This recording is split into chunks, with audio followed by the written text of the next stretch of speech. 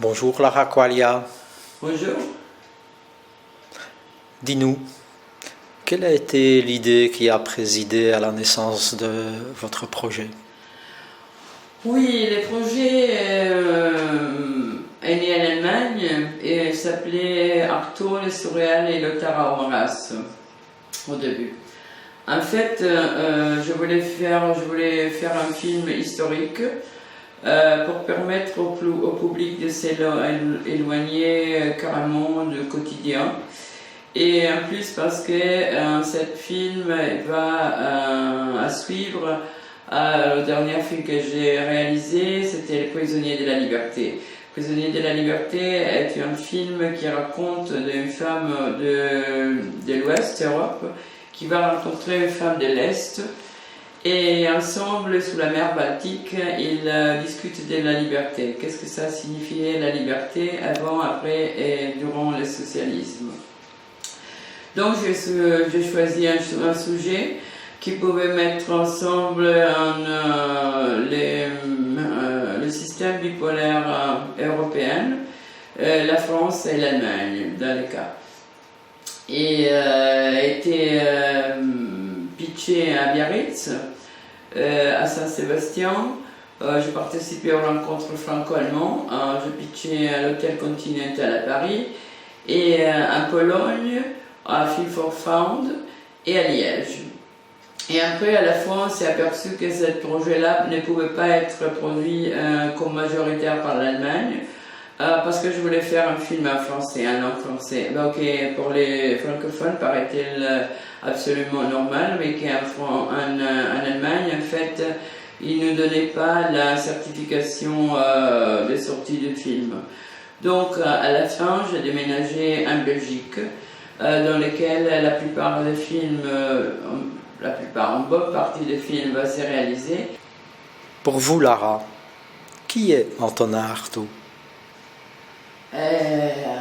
Artaud était un grand acteur, surtout, d'une beauté impressionnante.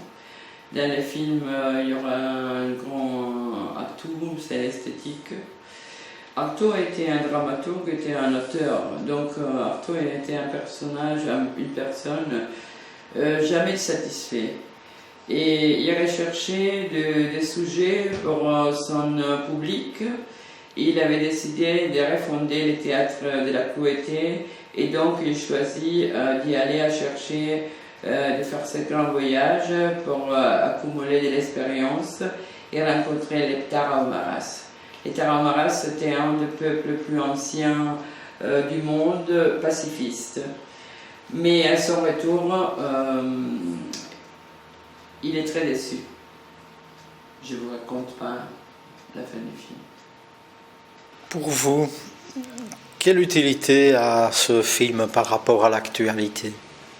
Tout à fait paradoxalement, aujourd'hui, l'actualité va foncer dans ce projet. La tuerie de Charlie Hebdo, les massacres de Bataclan et les viols à Cologne, ils nous ramènent sans défaut à un système qui veut encore une fois imposer un autoritarisme venu de l'extérieur. Et donc je trouve que aujourd'hui c'est un thème extrêmement d'actualité. Et il y a ainsi quelque chose assez profond. Les temps de Léon Blum, quand la France était de reconstruire et de se faire fort de la classe ouvrière et de tout le mouvement surréaliste, parce que les intellectuels ils ont défendu et soutenu les fronts populaires. Ils n'étaient pas capables de s'apercevoir que la violence d'Hitler, il aurait pu les bouffer. Alors ici, je pense qu'il y a une vraie question ouverte aujourd'hui.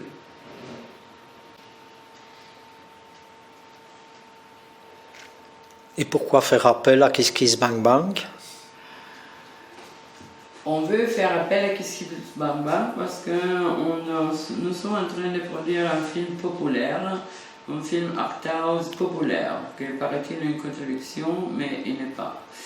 Et donc on veut avoir par les contributeurs inconnus qui me regarderont une contribution à support populaire.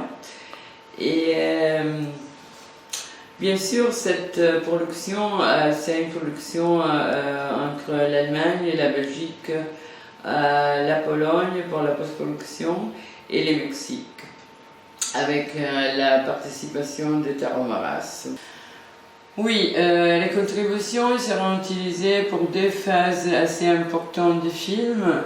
Une, c'est la création, on a déjà un site Facebook, Les Miroirs d'Artaud, mais on veut créer une plateforme dédiée au film, construite par Bell, une société belge de websites et video games, pour permettre au public justement de pouvoir suivre toutes les différentes phases du film, et selon aussi les contributions mettre leur propre nom, donc on se fait remarquer en fait, mais aussi pouvoir jouer avec les personnages et les matériels que nous avons envoyés pendant la production du film.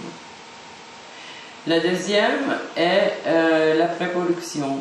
Une équipe extraordinaire, Joan Ogebeys, Horst Vogt, Marita Nissenten de Girl of the King comme costumière, et une équipe extraordinaire qu'on ira mettre ensemble. Une équipe européenne qui va garantir la beauté, l'esthétique de ce film. Et un casting unique aussi, entre lesquels il y a Miranda Bodenhofer qui peut-être va vous envoyer une carte postale de Chihuahua, plutôt qu'Eric Boujani qui va vous envoyer une carte postale de Malte, ou bien la Belgique. On a une task force belge exceptionnelle, Ian Fott, Gouyan Brabant, Bakstir Topojani et Olivier Massert. Donc vraiment, c'est pour ça qu'il y a la deuxième partie c'est la pré-production du film. Qu'est-ce qu'ils vont en fait avoir les contributeurs?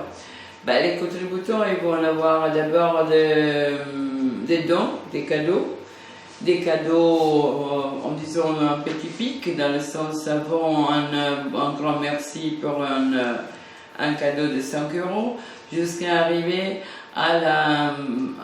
même à organiser une première seulement pour un contributeur. Et donc la grande joie de voir finalement le film réalisé à la présence de l'équipe qui a participé et peut-être aussi de plusieurs acteurs. Les chaussures Taro Maras. Les Taro Maras, dans le film, ils ont été les premiers qu'ils ont jetés dans le 2014 à Chihuahua, j'ai rencontré. Et il peut faire des vraies chaussures Taro Maras. Ça, c'est une exclusive seulement pour les contributeurs. Donc, je vous invite à devenir contributeur de cette film parce que ça mérite. Et aussi pour soutenir les Taro Maras qui, dans ce moment, ils sont en train de vivre dans une situation vraiment pénible, appelée l'aube des temps, parce que les Taro Maras, ils existent depuis l'aube des temps. Mais ils n'ont plus d'eau, ils vivent dans la sécheresse, donc c'est aussi pour eux un soutien. Et donc je vous souhaite de venir voir, quand le film sera terminé, grâce à votre contribution, les films terminés dans une première semaine pour vous.